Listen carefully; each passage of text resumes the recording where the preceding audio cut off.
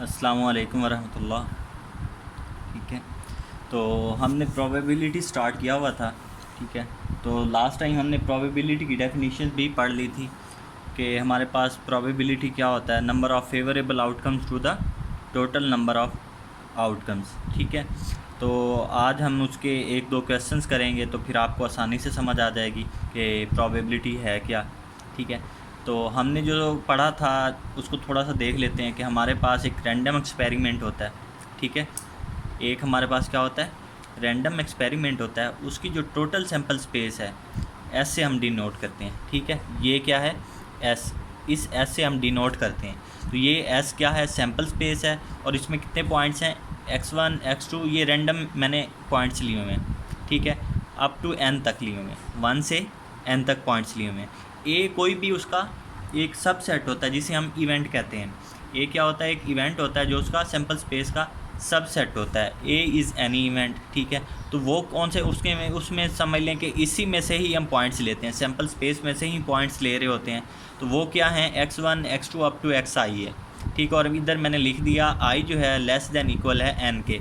और ये आपको हमेशा बात पता है कि ये जो a है वो सबसेट है किसका, s का। इसलिए यहाँ पे जो हमने एलिमेंट्स लिए हैं वो xi हैं और उधर क्या है, xn है। और इधर मैंने यहाँ पे ये मेंशन कर दिया कि i is less than and equal to n, कि ये इससे ग्रेटर नहीं है, कम ही है। क्योंकि बाय डेफिनेशन ऑफ सबसेट हम जानते हैं कि सबसेट जो होता है वो सेट से बड़े अपने सेट से छोटा होता है या फिर उसके इक्वल हो सकता है। तो इस वजह से ये हमने लगा दिया। क्लियर, कि ये हमारे पास टोटल सैंपल स्पेस है, ये कोई इवेंट है। ठीक है, तो हमने प्रोबेबिलिटी की जो डेफिनेशन की थी वो ये थी, probability of event A is denoted by P of A, या फिर जो भी हम इवेंट ले रहे होते हैं उस वक्त। ठीक है, ए बी सी जो भी इवेंट होगा वही यहाँ पर आ जाएगा, इस पोजीशन पर जहाँ पे ए लगा हुआ है ना, यहाँ पे ई भी आ सकता है, बी, जो भी इवेंट लेंगे वो हम यहाँ पे लगा देंगे। प्रोबेबिलिटी ऑफ एन इवेंट, ठीक है, इक्वल किसकी होती है, नंबर ऑफ़ फेवरेबल आउटकम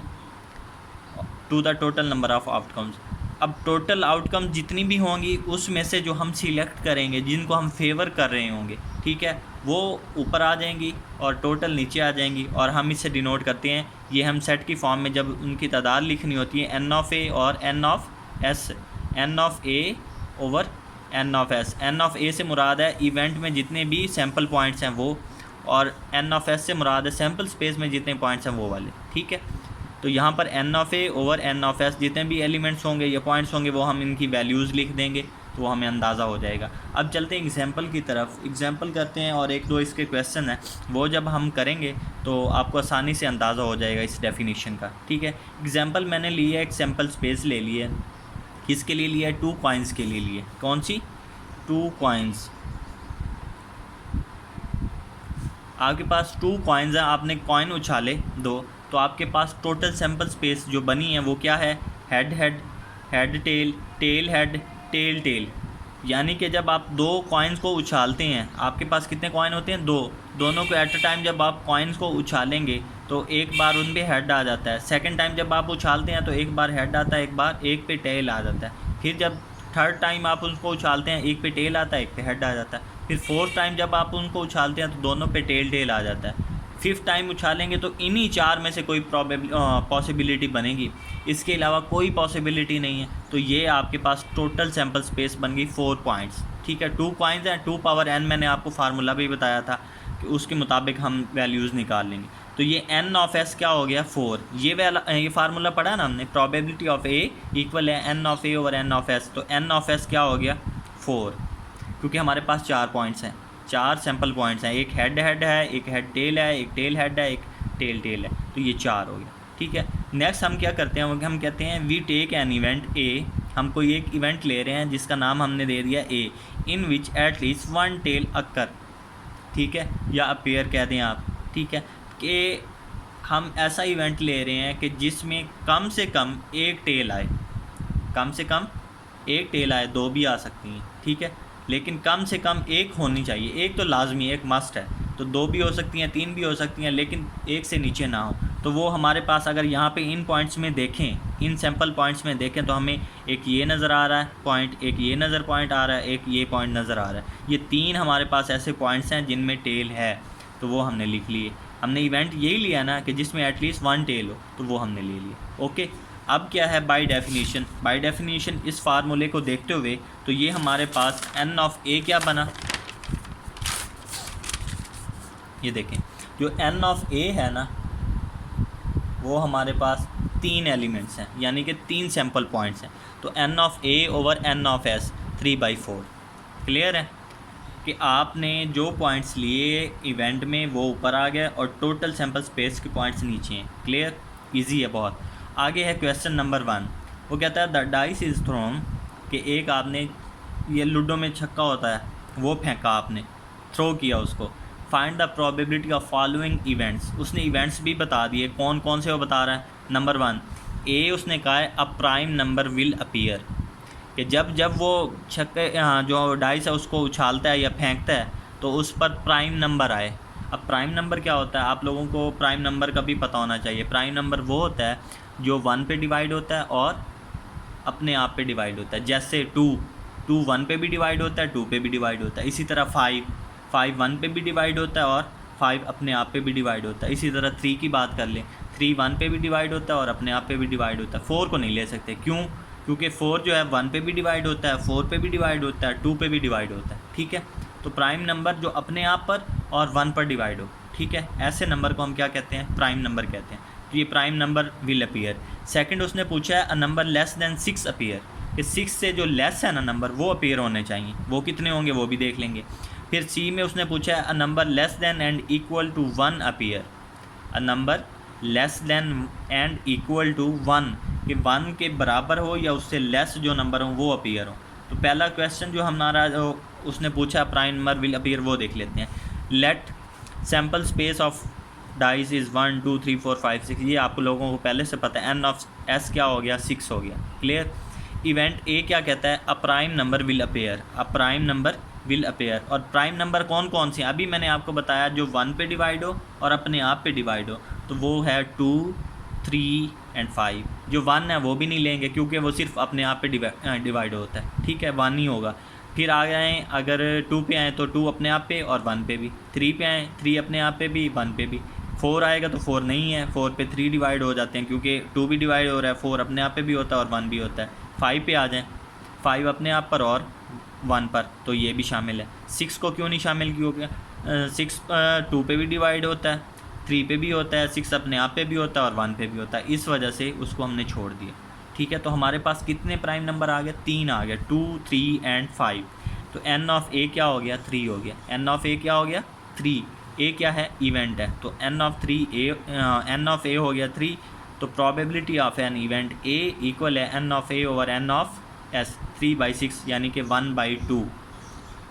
ये कैंसिल करेंगे तो 1/2 आंसर आ जाएगा। तो probability of prime number will appear क्या होगी, 1/2। ठीक हो गया। आगे है हमारे पास इवेंट बी। ठीक है, तो ये हम सी पार्ट करने लगे हैं। पहले इवेंट, उसको मैंने नाम दे दिया event B. A number less than equal to 1 will appear, कि जो नंबर हम ले रहे हैं वो 1 हो या फिर 1 से लेस हो।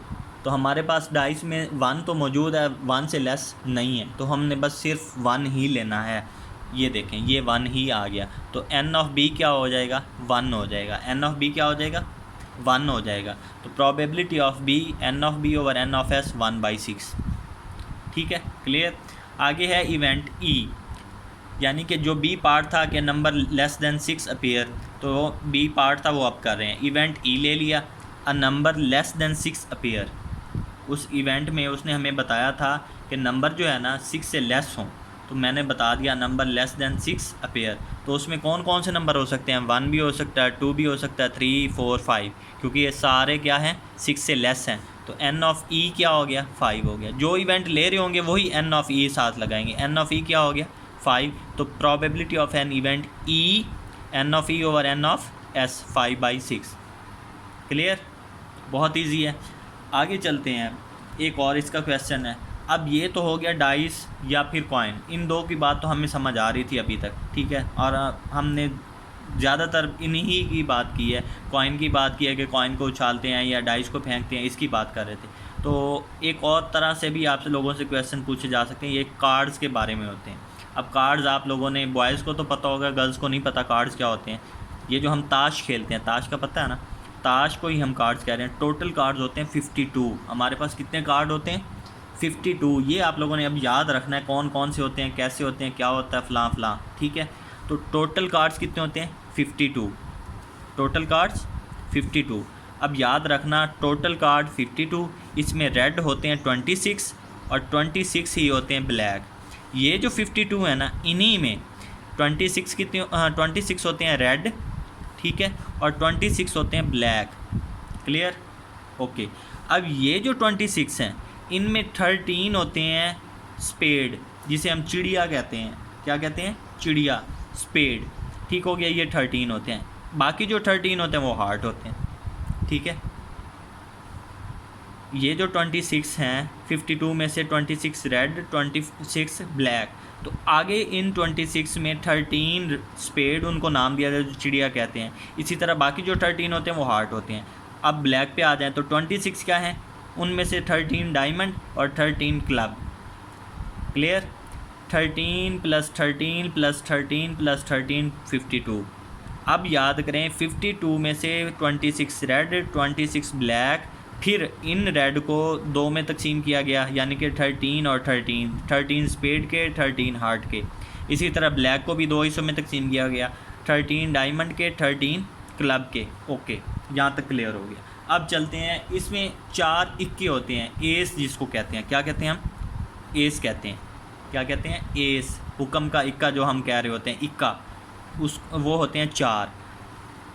एक स्पेड में होता है, एक हार्ट में होता है, एक डायमंड में होता है, एक क्लब में होता है। यानी कि इन 13 में से हर एक, ये सारे 13 है, तो हर एक में एक एस होता है, यानी कि एक इक्का होता है। स्पेड का भी एक इक्का होता है, हार्ट का भी एक इक्का होता है, डायमंड का भी एक इक्का होता है और क्लब का भी एक इक्का होता है। तो वो भी टोटल 4 हो गए। क्लियर? कि इन 13 में से एक एक कार्ड किसका होता है? एस का, यानी कि इक्के का होता है। इसी तरह आगे अगर हम बात करें तो 4 हमारे पास किंग होते हैं, 4 क्वीन होती हैं और 4 ही जैक होते हैं, जिनको जैक जिसे हम गुलाम कहते हैं। क्वीन शहज़ादी और किंग शहज़ादा, जो भी है, बहरहाल इनके ये नाम हैं। तो 4 किंग होते हैं। जैसे एस 4 मौजूद थे, एक स्पेड में था, एक क्लब में था, एक डायमंड में था, इसी तरह ये 4 जो हमारे पास कार्ड्स हैं, ये भी हर एक में एक एक मौजूद होता है। उन 13 में हर एक में एक किंग, स्पेड में भी एक किंग, क्लब में भी एक किंग, डायमंड में भी एक किंग, हर किसी में। इसी तरह क्वीन भी, उसमें स्पेड में भी मौजूद होती है एक क्वीन, इसी तरह क्वीन का पत्ता होता है। इसी तरह क्लब में भी एक क्वीन का पत्ता है, डायमंड में भी एक क्लब का पत्ता होता है, इसी तरह जैक के भी। तो ये भी 4 होते हैं। क्लियर? हर एक में, यानी कि स्पेड में 1, क्वीन में 1, क्लब में 1, डायमंड में 1, तो ये टोटल 4 बनते हैं। जैसे एस के बने थे, ये भी 4 हैं। क्लियर? ओके। अब चलते हैं क्वेश्चन की तरफ। ये चीज़ें आपने याद रखनी है, कितने कार्ड होते हैं, ब्लैक कितने होते हैं, रेड कितने होते हैं। जब आपसे क्वेश्चन पूछा जाएगा ना, तो फिर आपको ये नहीं बताया जाएगा कि इतने कार्ड हैं, ये है, वो सीधा आपको स्पेड कहेगा या एस कहेगा। तो फिर आपको अंदाज़ा होना चाहिए कि एस कितने हैं, किंग कितने हैं, जैक कितने हैं, ये सारा आपको पता होना चाहिए। ये आपने याद करना है। क्वेश्चन नंबर 2 है, देख लें। अ card is selected from a pack of 52 cards. ठीक है, टोटल सैम्पल स्पेस तो हमें पता लग गई कि 52 कार्ड हैं। ठीक है, कि एक कार्ड सिलेक्ट किया जाता है किस में से? 52 कार्ड्स में से। तो वो कहता है calculate the probability that card is ace of spade.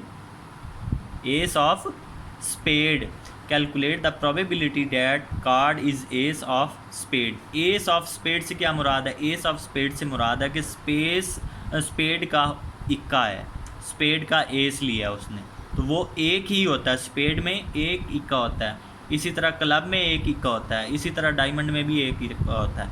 आगे बी क्वेश्चन है, calculate the probability that card is ace. ठीक है, अब कार्ड इज़ एस और ace of spade. Ace of spade में तो एक कार्ड है, लेकिन जब एस की बात हुई है तो ये कितने हैं? ये टोटल 4 हैं। एक स्पेड का, एक डायमंड का, एक क्लब का, एक हार्ट का, टोटल 4 हैं। लेकिन जब उसने साथ लगा दिया ऑफ स्पेड, तो स्पेड के लिए 1 है, बाकी वैसे अगर वैसे कह दे एस तो फिर हमारे पास 4 होते हैं। तो सोल्यूशन देखते हैं, सोल्यूशन में क्या है? एस क्या है? 52 कार्ड। टोटल सैम्पल स्पेस क्या हो गई? 52। ये क्लियर है। ओके, इवेंट ए ले लिया हमने, a card is ace of spade, ace of spade यानी कि स्पेड का जो स्पेड का जो इक्का होता है वो कितने होते हैं, उसमें एक ही होता है।